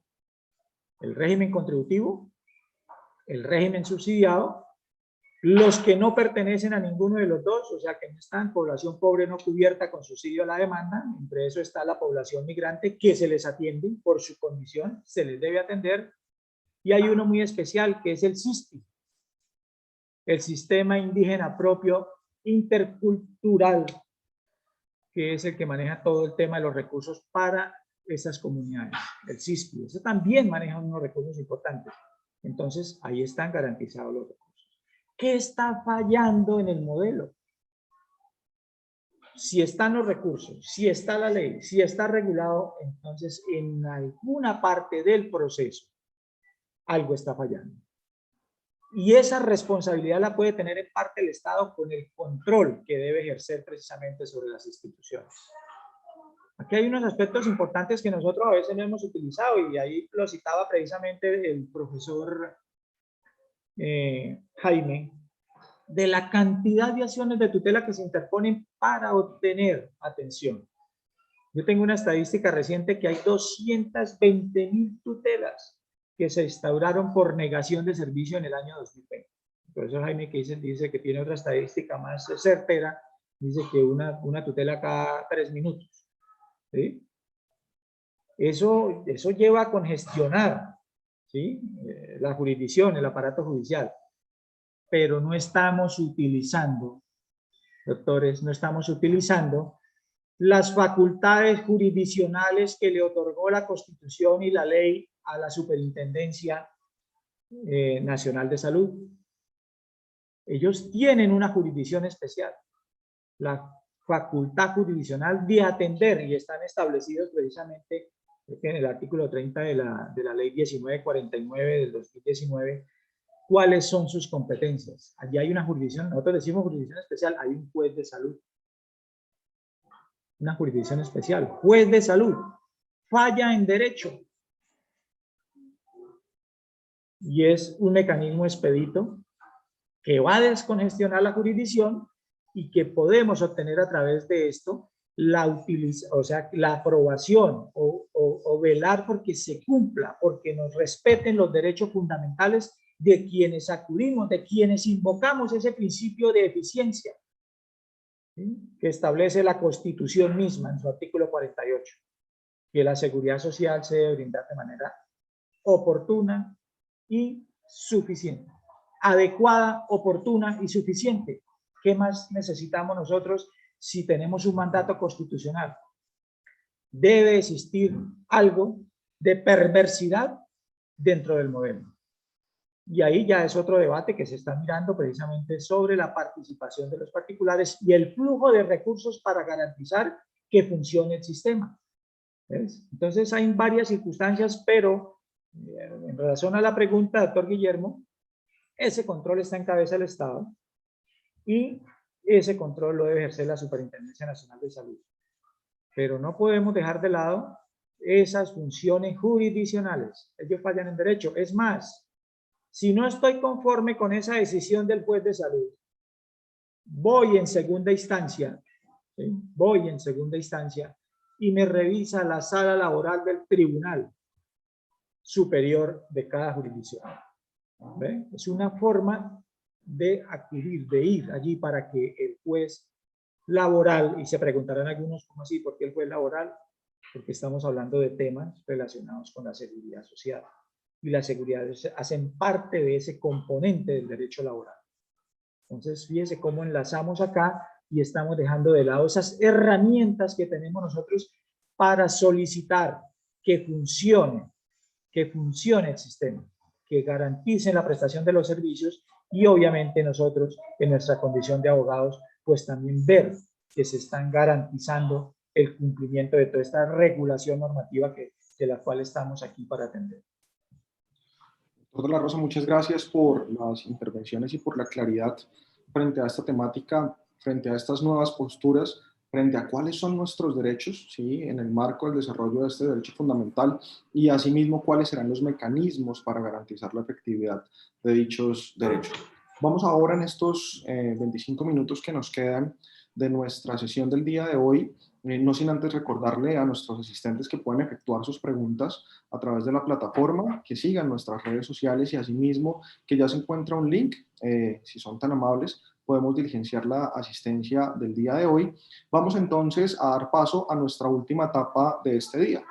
Vamos a resolver las inquietudes de todas las personas que amablemente nos han acompañado el día de hoy. Quisiera iniciar por la pregunta de Óscar Flores Camargo. La pregunta es la siguiente. Partiendo del axioma de que la salud es un derecho, ¿cómo es posible llevar a la realidad, teniendo en cuenta la viabilidad económica, la financiación y la sustentabilidad? ¿Hasta dónde, entendiendo que el país no está en el mejor momento económico, podemos materializar ese derecho? Muy bien.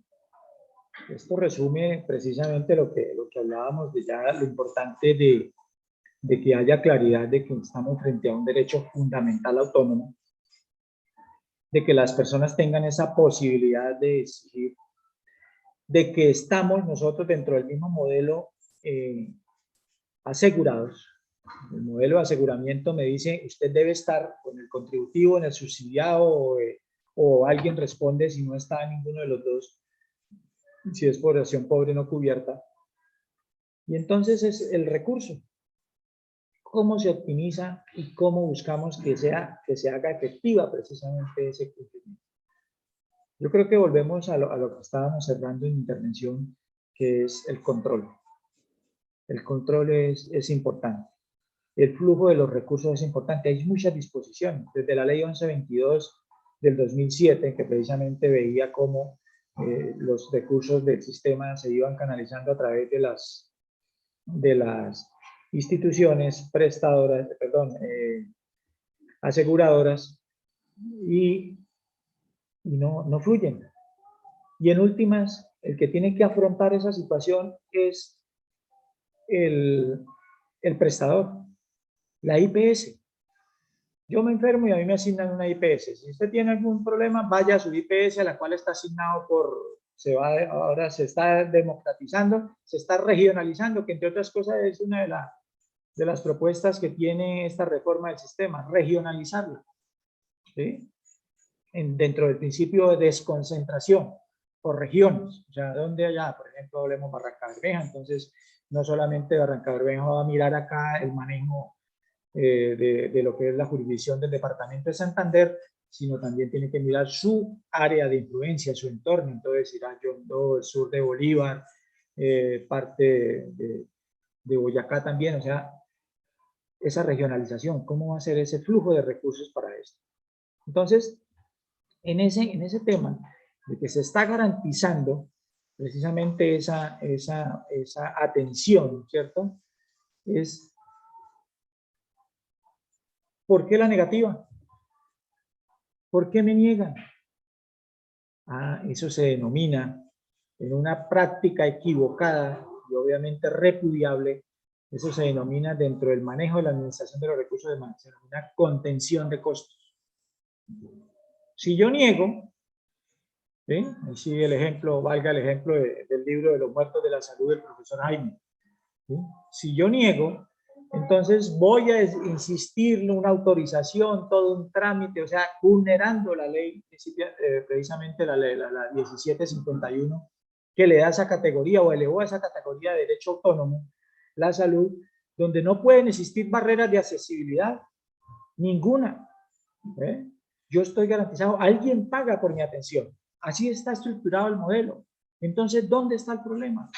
Porque el que tiene que girar, ¿sí? Entonces dice, si le niego el servicio a esta persona, es posible que tenga una capacidad y saque los recursos y pague para que lo atiendan. O compre los medicamentos o se mande a hacer los exámenes. Entonces ese valor de la UPC que es suya, se le va quedando a este empresa promotora. ¿Ven? Entonces, el ejemplo del profesor Jaime. Meto la acción de tutela, la interpongo y fallan diciendo que hay carencia actual de objeto por hecho superado o carencia actual de objeto para no ir tan directos. ¿Por qué? Porque falleció el paciente. ¿Ven? ¿Cuánto se ahorraron? Ahí sí, o sea, ese es mi criterio frente a eso. Contención de costos. O sea, esa es como la parte perversa del sistema. Lleva a que genere dificultades al prestador. Yo tengo que garantizarle sí o sí la atención a esta población. ¿Sí? Endeudar, comprometer el presupuesto, tener dificultades, el manejo de cartera, la glosa, todas las argucias que se tengan frente al tema. Pero los recursos están garantizados. Los recursos están en el presupuesto. Los recursos están en otras rentas cedidas que tienen los departamentos, como el tema de los impuestos al tabaco, el impuesto al cigarrillo, el impuesto a los juegos de azar. Eso va para el sistema de salud. Entonces, el modelo está estructurado de esa manera, pero también había que hacer el seguimiento precisamente, el control que se debe hacer por parte del Estado y a través de la superintendencia a la disponibilidad y el flujo de los recursos para atender a la población. Doctor de la Rosa, siguiendo con la misma línea del financiamiento, nos pregunta Dayana Amado, ¿qué posibilidad hay de que el Estado sea quien gire directamente los recursos a los hospitales públicos para atender a los usuarios sin necesidad de que intervengan intermediarios como la EPS? ¿Podría ser esto una solución o empeoraría la situación? Muy bien, Dayana, eso hace parte precisamente también de la reforma. O sea, en cada una de las reformas que se han hecho al sistema, una de las discusiones que se centra precisamente es el tema del flujo de los recursos. Porque ya, como les decía, sabemos que sabemos que a través de la tributación que fueran mejores si la reforma tributaria pues verdaderamente no hubiera tantas excepciones. Y hay una propuesta de giro directo, ¿sí? Que el ADRES, que es la administradora de recursos del sistema de salud, gire directamente a los prestadores. Se está tratando de estructurar, no va a ser fácil. Estamos en un proceso de transición. En este momento, las instituciones tienen un proceso de transición que se llama la factura electrónica. ¿Sí? Eso es para controlar el tema de evasión y demás. Entonces, cada servicio hay que facturarlo porque ese servicio, esa atención a ese usuario, hay que cobrárselo ¿a quién? Al que recibe los recursos. ¿A quién? Donde yo me encuentro afiliado. ¿Sí? Esas empresas promotoras que se quiso cambiar por gestoras, otros en el modelo hablaban de aseguradoras, ¿sí? Entonces esas empresas promotoras que son las que cumplen esa función, ellas tienen tres funciones específicas, digámoslo así, ¿sí? Afiliación, recaudo por delegación, que es el pago de los aportes al sistema dentro del contributivo, las cuotas moderadoras y los copagos correspondientes para la atención de la población afiliada. Y 3, garantizar la prestación de los servicios a sus afiliados. Entonces, fíjese que está dentro de esa obligación. Bueno, pero entonces el manejo de los recursos, y ellos están también en esa obligación de celebrar los contratos para que atiendan a la población afiliada, porque si yo tengo las oficinas aquí en Bucaramanga, pero resulta que tengo afiliada a la población de Cepitá, que yo tengo que contratar con alguien que me atienda a los usuarios en Cepitá, porque de lo contrario tendrían que venir aquí a mi propia red. ¿Ves? Entonces, en ese modelo de red, pues listo, yo celebro un contrato con ellos. Allá me los atienden, pero si no le giro, no le pago. ¿Ves? Y ahora a través de esa transición que se está dando del tema de factura electrónica para facturación de la prestación de los servicios de salud, pues se va a mirar entonces a través de precisamente esto, habrá que reglamentarse obviamente, para cómo se hacen los giros directos, y yo creería que de alguna manera podría garantizarse más el flujo de los recursos, porque las experiencias no han sido buenas. Las experiencias hay que mostrarlas. Constitución de 91, participación de los particulares en el modelo. Ayuden a administrar el sistema porque el Estado es deficiente en eso. Pero la experiencia, ¿cuál fue? La experiencia es liquidación Salud, liquidación Saludcop, liquidación Café Salud, Unimed, o sea, liquidación y deudas con todos esos prestadores que atendían a los afiliados. ¿Dónde quedó ese dinero? ¿Dónde está ese ingreso o esa utilidad financiera de no pagar oportunamente? ¿Quién se queda con eso? Entonces son momentos de reflexión frente a lo que tenemos.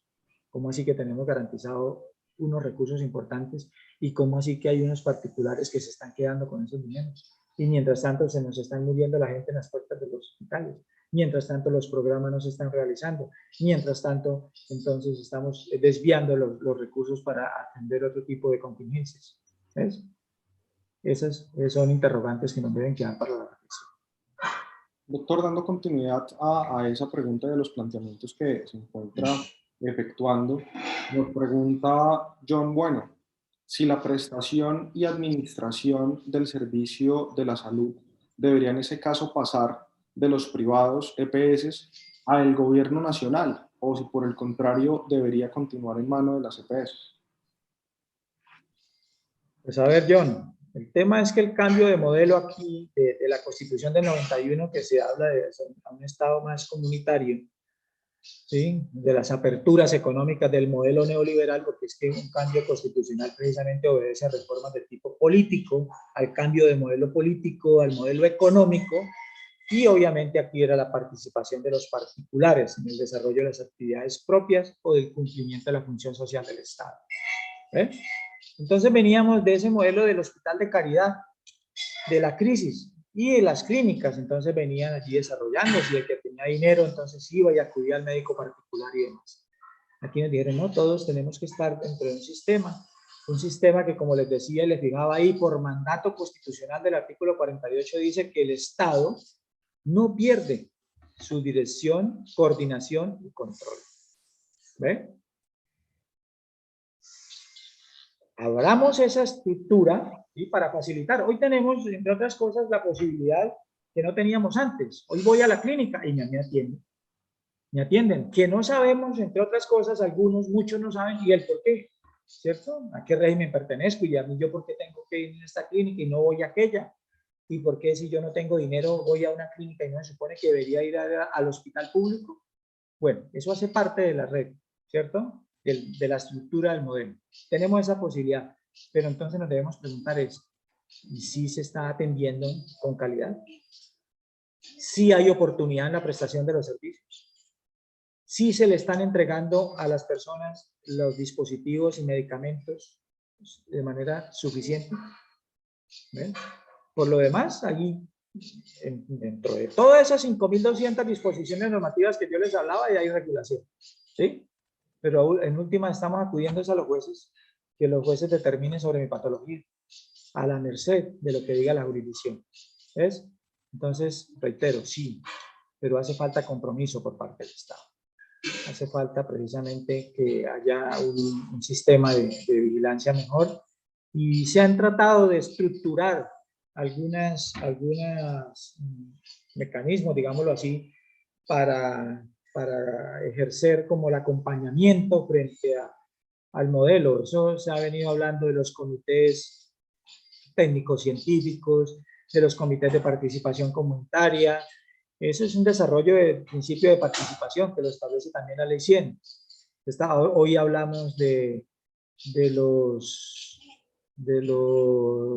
las comisiones asesoras en materia de aseguramiento, tarifas, costos y beneficios del sistema. O sea, eso es todo un puerto allí que difícilmente ha podido encontrar, pues, la solución a una problemática que es bastante seria. O sea, no, o sea, ahí sí, como lo decía el profesor, me acojo a los estudiosos del tema. O sea, no creo que sea por sacar una ley más, no, aquí hay unos intereses creados y están claros, están definidos. Si es precisamente sobre el tema del nuevo modelo de salud familiar, la capacitación de este personal, todo lo que tiene que ver con la acreditación educativa de este tipo de programas que se van a sacar. Pues supongo que se irá a abrir un mercado en materia de educación frente a este tipo de especializaciones que va a exigir el nuevo modelo de salud. Muchas gracias, doctor. También tenemos otra inquietud por parte de Sara Corso. Realmente son dos inquietudes. La primera es si la salud es un derecho fundamental, ¿la reforma a la salud no sería inconstitucional? Y la segunda pregunta gira en torno a cuál sería ese mejor modelo de salud en un país como Colombia, en el que solo se piensa en dinero y no en garantizar ese derecho a la salud.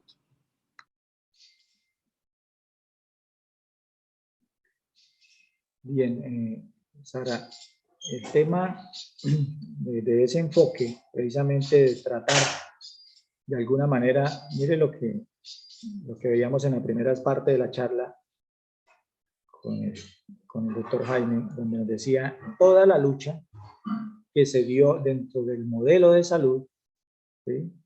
Dentro de esa estructura mercantilista de ponerla al mercado, ¿cierto? A la libre escogencia, a la competencia, ¿cierto? Y eso es una pelea, eso pues, no, estamos hablando de salud, no nos vamos a meter dentro del sistema de seguridad social con el tema pensiones, porque ahí sí vamos a tener para otro espacio de estos académicos.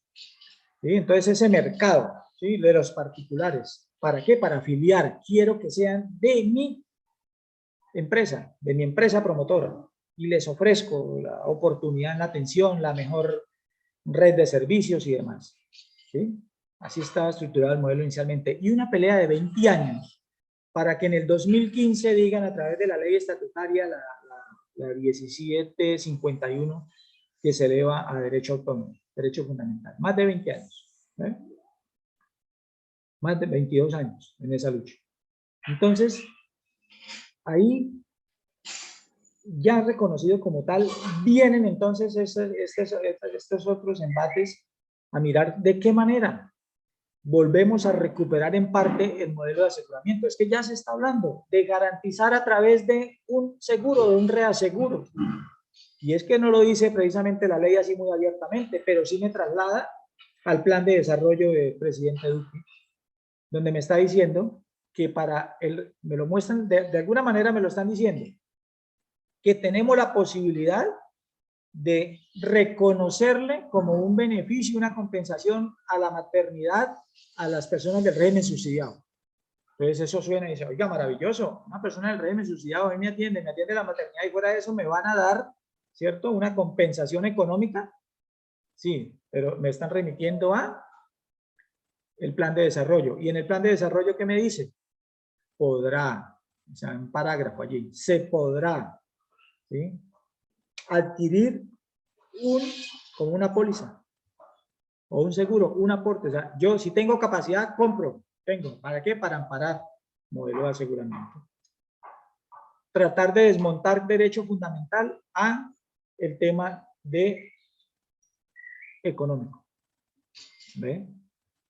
Y en esto un pronunciamiento importante, y precisamente aquí toma en la pregunta que hace Sara especial relevancia la sentencia C313 del 2014, que fue la sentencia que fue el resultado del control de constitucionalidad que se le hace a la ley, a la 1438 del 2011. Entonces, una demanda de constitucionalidad precisamente, y dice, aquí algunos lo catalogan como el núcleo preciso de ese derecho fundamental a la salud. Entonces, el juego de los intereses, Sara, el juego de los intereses, detrás, les decía yo cuando iniciaba mi intervención, detrás de cada charla hay unos intereses.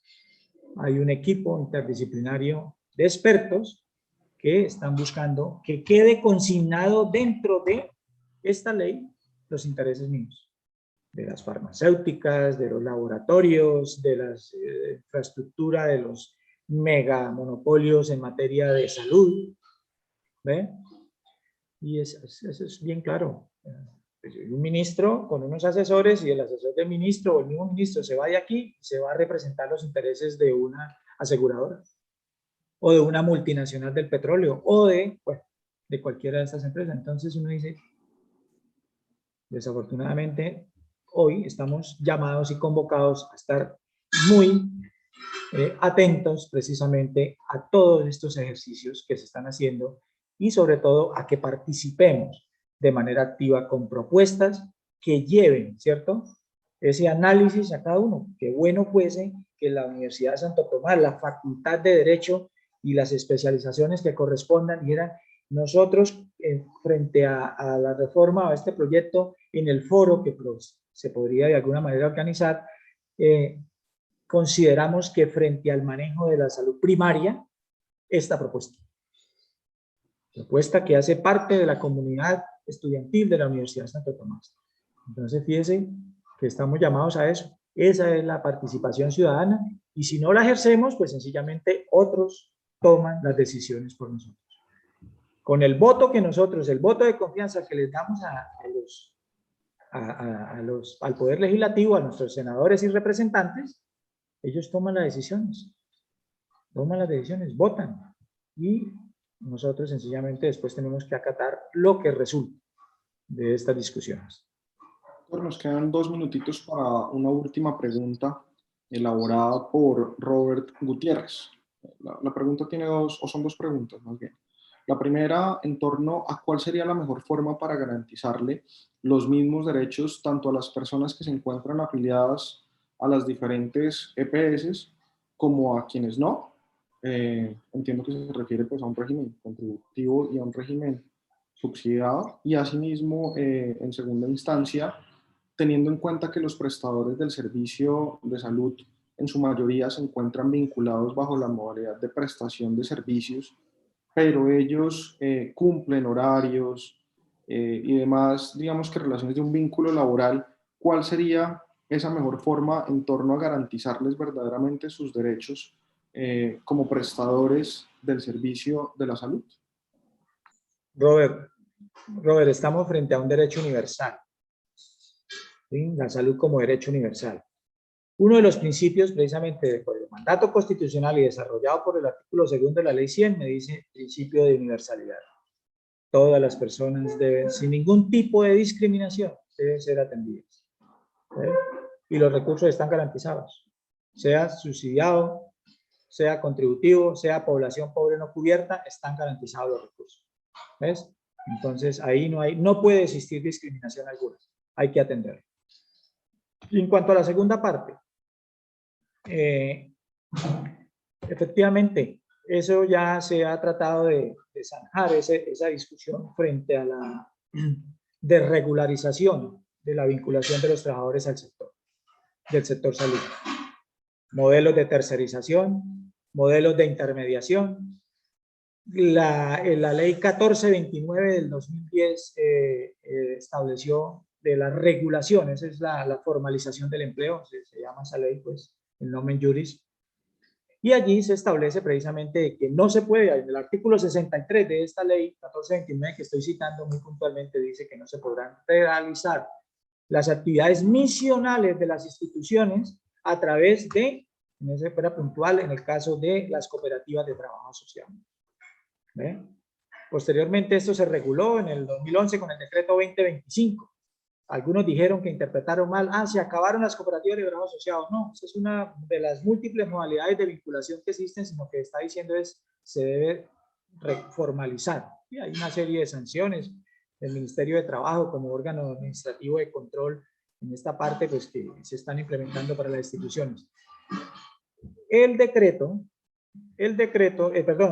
Esta reforma también en uno de sus artículos establece de manera puntual de que no podrá ejercerse o contratarse el personal, en este caso pues van a ser los trabajadores del Estado del sector salud, porque es la nueva nomenclatura que se va a regular a través de la ley 909 del 2004, y que no se podrá entonces ejercer esa herramienta o ese mecanismo de flexibilización o tercerización.